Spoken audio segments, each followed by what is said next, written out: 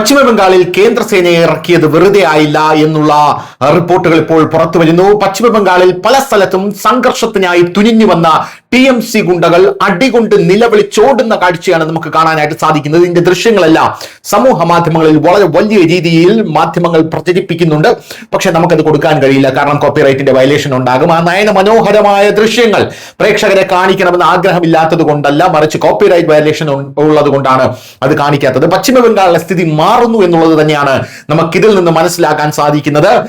സുവേന്ദു അധികാരി, അതായത് മമതാ ബാനർജിയുടെ മണ്ഡലത്തിൽ മമതയ്ക്കെതിരെ നിന്ന് മത്സരിക്കുന്ന സുവേന്ദു അധികാരിയുടെ യാത്ര അല്ലെങ്കിൽ മൂവ്മെന്റ് തടയാനെത്തിയ TMC ഗുണ്ടകളെ അവിടെ എത്തിയ കേന്ദ്രസേന അടിച്ചുരുട്ടുന്ന കാഴ്ചകളാണ് നമുക്ക് കാണാനായിട്ട് സാധിക്കുന്നത്. A large number of TMC workers reportedly gathered to restrict Suvendu Adhikari's movement എന്നുള്ള റിപ്പോർട്ട് പുറത്തു വരുന്നു. സുവേന്ദു അധികാരിയെ അവിടെ എത്താൻ പോലും, അതായത് തന്റെ മണ്ഡലത്തിൽ കാലുകുത്താൻ പോലും സമ്മതിക്കില്ല എന്നുള്ളത് TMCയുടെ ഒരു പ്രതിജ്ഞയായിരുന്നു വോട്ടെടുപ്പ് ദിവസം. പക്ഷേ ആ പ്രതിജ്ഞയെല്ലാം കാറ്റിൽ പറത്തിക്കൊണ്ട് ബംഗാളിൽ വലിയ രീതിയിൽ കേന്ദ്രസേന തങ്ങളുടെ പണി തുടങ്ങിയിരിക്കുന്നു എന്ന് തന്നെ മനസ്സിലാകണം.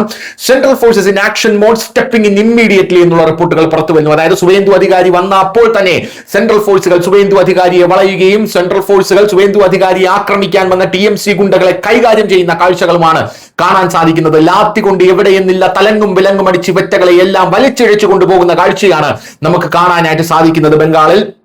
മറ്റൊരു പ്രധാനപ്പെട്ട വാർത്ത ബംഗാളിൽ നിന്ന് വരുന്നത്, രണ്ടാം ഘട്ട വോട്ടെടുപ്പിൽ പശ്ചിമ ബംഗാൾ നിയമസഭാ തെരഞ്ഞെടുപ്പിന്റെ ഈ രണ്ടാം ഘട്ട വോട്ടെടുപ്പിൽ സംഘർഷങ്ങൾ ഇടയ്ക്കിടെ ഉണ്ടാകുന്നുണ്ട് എന്നുള്ളതാണ്. രാഷ്ട്രീയ ചൂട് അതിന്റെ ഉച്ചസ്ഥായിയിൽ എത്തിയിരിക്കുന്നു. വോട്ടെടുപ്പ് ദിവസം EVM-കളിൽ കൃത്രിമം കാണിച്ചതായും ബട്ടണുകളിൽ ടേപ്പ് ചെയ്തതായും ഗുരുതരമായിട്ടുള്ള ആരോപണങ്ങളടക്കം അവിടെ ഉയർന്നു വന്നിട്ടുണ്ട്.